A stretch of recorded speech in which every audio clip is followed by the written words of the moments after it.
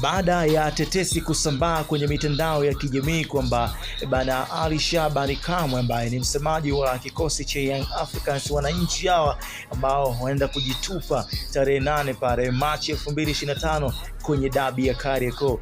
Tetesi ambazo zilikuwa zimesambaa kwenye mitandao ya kijamii kwamba Ali Shabani Kamwe amefungiwa na hatojihusisha na soka kwa miaka miwili, jambo ambalo lilizua gumzo kwenye mitandao ya kijamii kwa namna moja au nyingine. Kila mmoja alikuwa amepagawa na taarifa hiyo, kwani haikuwa rahisi kuweza kuiamini. Ali Kamwe kupitia interview ambayo ameifanya leo asubuhi kabisa amethibitisha kwamba hiyo taarifa sio ya kweli na ikuwa na ukweli wowote ule, kwa sababu hajapewa nukuu na nakala yoyote, lakini timu yake pia ya Young Africans haijaweza kupata nakala yoyote ambayo imeweza kuthibitisha kwamba Ali Kamwe ameweza kufungiwa. Hivyo ni taarifa ambazo za kuzusha zimeweza kutembea kwenye mitandao ya kijamii, na hizo taarifa zimeweza kuleta mjadala mzito sana. Kila mmoja wameweza kutoa maoni tofauti, wengi wakidai kijana ni mmoja wa vijana ambao ni pambanaji sana kwenye game ya Tanzania, kwa hivyo anatakiwa apewe muda, na kijana ambaye ni bado mdogo, kwa hiyo ana muda mrefu sana kuweza kujipambania. Stamina Shell Boys aliandika pia kwenye kurasa wake wa Instagram